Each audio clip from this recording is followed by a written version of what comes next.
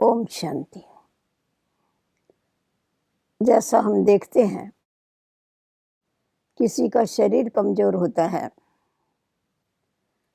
तो शरीर के ऊपर तुरंत वातावरण का असर हो जाता है। सीज़न चेंज होती है, तुरंत बीमार हो जाते हैं।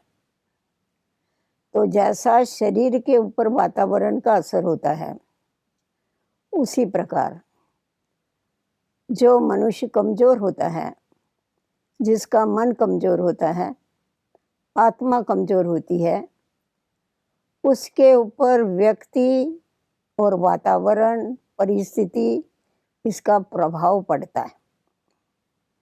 और उस प्रभाव के कारण वो प्रभाव ऐसा गहरा पड़ता है,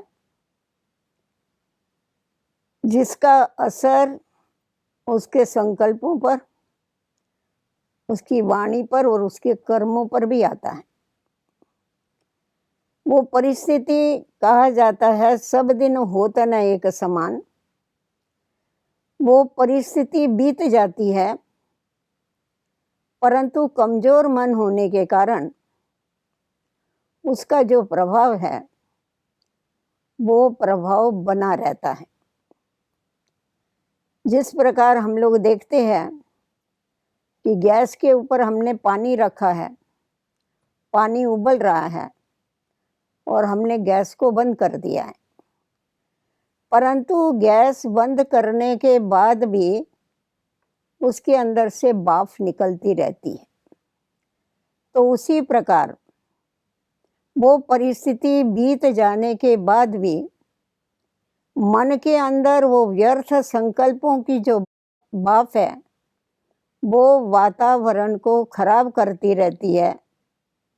और जितना जितना वो पीछे की बातों को सोचता है, उससे उसका मन और भी कमज़ोर होता जाता है और छोटी मोटी बातों का उसके ऊपर प्रभाव पड़ता जाता है।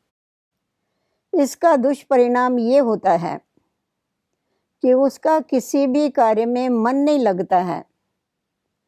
वो उमंग और उत्साह से कोई भी कार्य करना नहीं जानता है, क्योंकि उसका मन कमज़ोर है।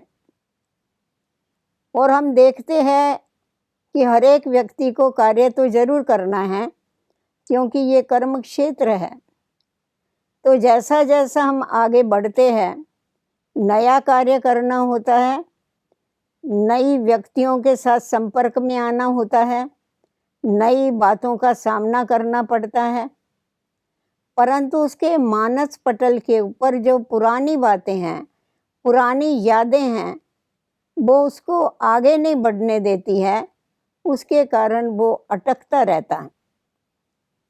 तो हमें ये देखना चाहिए कि जो बीत गया उसको फुल स्टॉप लगा के हमें आगे बढ़ना है, ना कि उसका असर अपने मन पटल पर रखना है।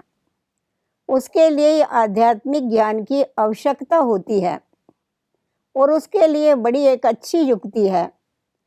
जैसा हम घर में सब्जी काटते हैं, चाकू से सारे दिन में कितनी सब्जियां काटते हैं और फल भी काटते हैं, परंतु हम एक बात का ध्यान रखते हैं, जब हमने एक चीज़ काटी तो दूसरी चीज़ काटने के पहले हम उस चाकू को धो लेते हैं।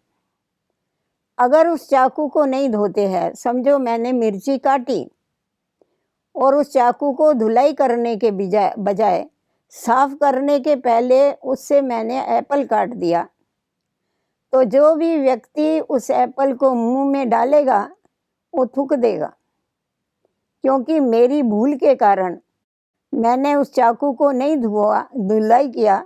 इस भूल के कारण उस एप्पल में मिर्ची का तीखापन चला गया।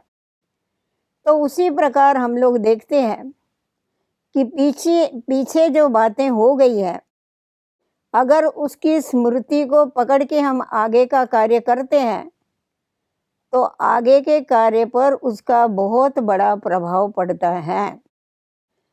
अगर हम पीछे की बातें भूल करके और बाद में नया कार्य चालू करते हैं, तो उस कार्य को हम अच्छी रीत सफल कर सकते हैं। तो जैसा हमने आपको बताया कि हम सब्जी काटने के बाद, एक सब्जी काटने के बाद हम चाकू को धुलाई करते हैं, दूसरी काटते हैं, धुलाई करते हैं चाकू को। तो उसी प्रकार हम जो भी कार्य करते हैं, कार्य करने के बाद अपने मन को ईश्वरीय याद से धो डालना चाहिए, अर्थात ईश्वरीय याद में रहना चाहिए। ईश्वरीय याद में रह करके हम अपने मन को साफ करके पीछे दूसरा कार्य करना चाहिए। हो सके तो कर्म करते हुए अगर हम ईश्वरीय याद में रहते हैं और कर्म और योग साथ साथ में चलता है, तो किसी भी वातावरण का, व्यक्ति का या परिस्थिति का हमारे ऊपर प्रभाव नहीं पड़ता है, क्योंकि कर्म योग की स्थिति जो है वो पावरफुल स्थिति है और उसका प्रभाव नहीं पड़ता। अगर पड़ेगा तो भी बहुत कम प्रभाव पड़ता है। परंतु हमारे में अगर ये शक्ति नहीं है, हमें अगर ये युक्ति नहीं आती है कर्म और योग को साथ में चलाने की, तो ये तो आप जरूर कर सकते हैं कि कर्म करने के बाद आप 2 मिनट 3 मिनट ईश्वरीय याद से अपने मन को धो डालो और पीछे नए कार्य को चालू करो, तो आपके अंदर वही उमंग और उत्साह बना रहेगा और आपका कार्य सफल होगा। इसीलिए हमारे ईश्वरीय विश्वविद्यालय में बीच बीच में खास ट्रैफिक कंट्रोल के लिए गीत बजाए जाते हैं, क्योंकि जो व्यर्थ संकल्पों की ट्रैफिक है वो बहुत फास्ट चलती है। तो जिस समय ट्रैफिक कंट्रोल के गीत बजाए जाते हैं, गीत के आधार पर क्या करते, ईश्वरीय याद में रहते हैं और जो व्यर्थ संकल्पों की ट्रैफिक है वो टूट जाती है, स्टॉप हो जाती है और हम जो समरस संकल्प है उसमें रमण करते हैं।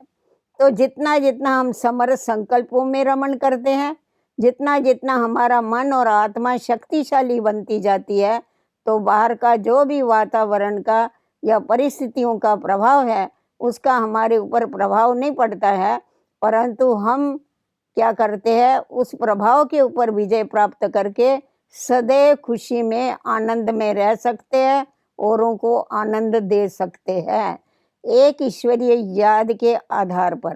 तो इसीलिए कर्म करते हुए ईश्वरीय याद में रहने का सदैव प्रयत्न करना चाहिए, कर्म योगी बन के कर्म करना चाहिए, ताकि हमारे कर्मों में श्रेष्ठता आती जाए।